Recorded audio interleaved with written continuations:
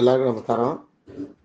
இன்னைக்கு திருப்பாவையில் ஆண்டாளருடைய திருப்பாவையில் 27வது பாசுரம்.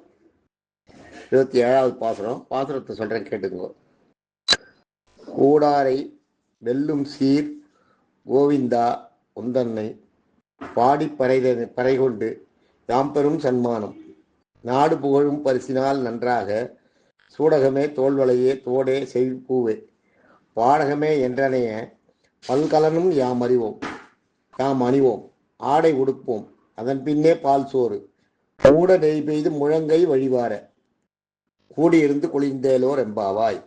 இது பாட்டு. இந்த பாட்டு சொல்லும்போது கூடாரை வெல்லும் சீர் கோவிந்தா உந்தன்னை பாடிப்பறையில் யாம்பெரும் சன்மானம் நாடு புகழும் பரிசினால் நன்றாக சூடகமே தோல்வளையே தோடே செவிப்பூவே பாடகமே என்றனைய பல்கலனும் யாம் அறிவோம் ஆடை உடுப்போம் அதன் பின்னே பால் சோறு மூட நெய் பெய்து முழங்கை வழிவார குடியிருந்து குளிந்தேலோர் எம்பாவாய் அப்படின்னு பாட்டு.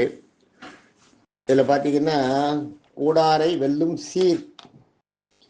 கூடாரைன்றதுக்கு ரெண்டு அர்த்தம் மாற்றணும். கூடாரைனா நம்ம கூட கூடாதவரை, நமக்கு கூடாதவரை நம்மளுக்கு வேண்டாதவர் எதிரின்னு வச்சுக்கணும்.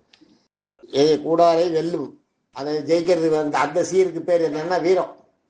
வீரமாகிய சீரை கொண்டு அவளை ஜெயிக்கிறது, அதான் கூடாரை வெல்லும் சீர். அதே மாதிரி கூடாரைனா நம்மளை கூடுறா இல்லையா, அவளை நம்மளை கூடுறான்னா நம்மளை சேர்றவா. அப்படியே ரெண்டும் ஆப்போசிட் மீனிங் பார்த்துக்கோ. கூடாரைன்றது நம்ம இப்போ முதல்ல வேண்டாதவா, இப்போ நம்மளை சேர்றவா, வேண்டியவா, நம்ம அன்புக்கு அடிமையானவா. அவளை கூடாரை வெல்லும் சீர். அவளை ஜெயிக்கிறது அப்படின்னா அன்பால் ஜெயிப்பாராம். வெல்லும் சீர், அதான் அந்த சீர்ன்றதுக்கு ஒரு வீரன்னு ஒரு அர்த்தம், அன்புன்னு ஒரு அர்த்தம் இந்த இடத்துல.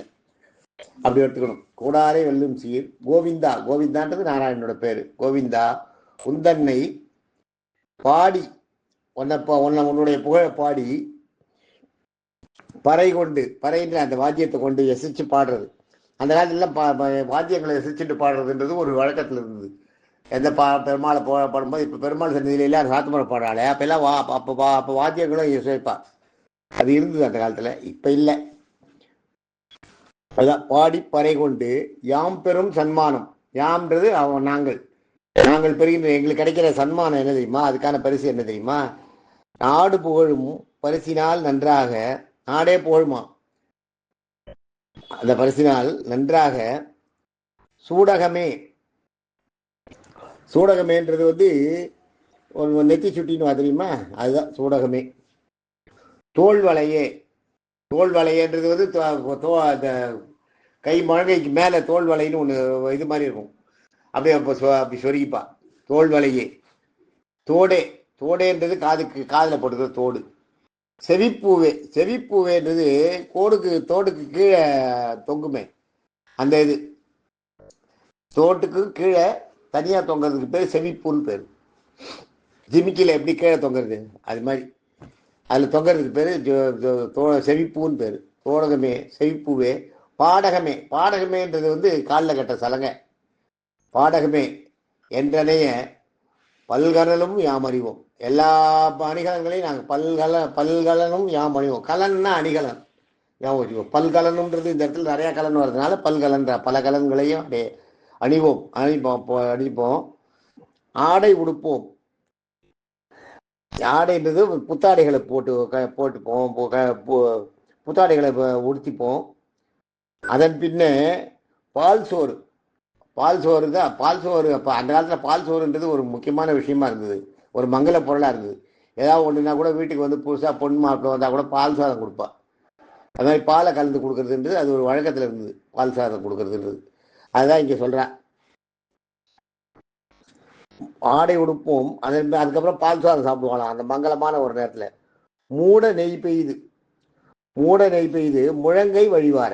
என்ன அருமையான வார்த்தை பாருங்க. மூட நெய் பெய்து, கையை எப்படி கூச்சி வச்சுட்டீங்கன்னா கையில நெய்யை குத்துவாளாம். நெய் குத்துனா அந்த கை நெய் மொழிஞ்சு அது சாப்பிட்றதுக்கு எடுத்துட்டு போகும்போது அது வழியா முழங்கை வழியா வழுமா. முழங்கைக்கு அப்படியே மடிசார் பாயிருதுன்னு பாருங்க.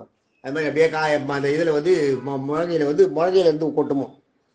மூட நெய் பெய்து முழங்கை வழி வார, அதே கொட்டுறதா அந்த மாதிரி கொட்டுமா பெருமாளோட கைகள்ல. நீங்க அந்த இவா நெய்ய பெருமாள் நம்ம கூட சேர்ந்து சேர்றது அந்த இது, அந்த ஆதங்கம் மனசுல, அந்த பெருமை அந்த சந்தோஷத்தில் படுறது இது. பெருமாள் இது வரைக்கும் பெருமாளை வந்து எப்படி அடையிறது, ஒன்று சேர்த்துக்கோ கூட சேர்த்துக்கோன்னுலாம் சொல்லிட்டு இருந்தா இல்லையா. இப்போ அதெல்லாம் போயிடுது. பெருமாள் கிட்ட வந்துட்டா, கிருஷ்ணன் கிட்ட வந்து சேர்ந்துட்டா, பாவை நோம்பு நோத்துட்டு கிருஷ்ணன் வந்து அனுகிரகம் பண்ணிட்டார் இல்லையா, கிருஷ்ணன் பார்த்துட்டார் பேசிட்டார் இல்லையா, கிருஷ்ணன் கிட்ட வந்து சேர்ந்துட்டா. சேர்ந்த உடனே அந்த சந்தோஷம், அந்த சந்தோஷத்தில் பெருமாளை சொல்றா, கூடாரே வெல்லும் சீர் கோவிந்தா உந்தன்னை பாடி பறை கொண்டு யாம் பெரும் சன்மானம். உன்னை பாடி உன்னை பொழுது பாடியதில்லை, அதுக்காக நாங்கள் நான் புகழும் பரிசினால் சன்மானம், நாடு புகழும் பரிசினால் நன்றாக. நாடே புகழுவான் கிருஷ்ணனை, நன்றாக நன்றாக நாடு புகழும் அப்படின்னு ஒத்துக்கணும். நாடு புகழும் நன்றாக நாடு புகழும் பரிசினால் அப்படின்னு சொல்லணும். இவா எல்லாரும் அது மாதிரி சன்மானம் என்னன்னா நாடே புகழ்தான், அதுதான் சன்மானமா, வேற ஒன்றும் கிடையாது. அதுதான் சொல்றாங்க.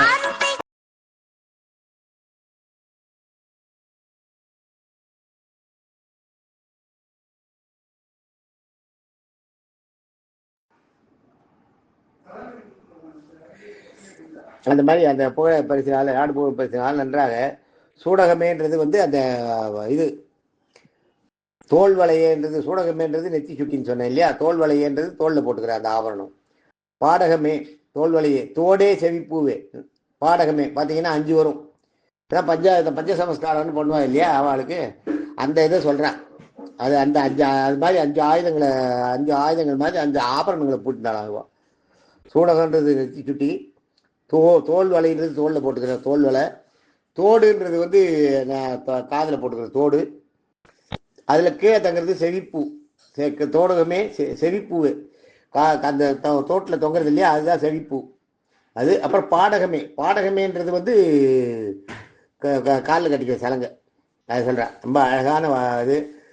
அந்த மாதிரி மூட நெய் பெய்து முழங்கை வழிவார கூடியிருந்து குளிந்தாலும் நாங்கள் எல்லாரும் ஒன்றா சேர்ந்து ஒன்று சேவிக்கிறோம், எங்களுக்கெல்லாம் மனசு குளிர்ந்துருக்கு அப்படின்னு சொல்கிறா. இதோட இந்த பாட்டு இது முடியறது. நாளைக்கு 28வது பாசத்தை பார்ப்போம். தேங்க்யூ.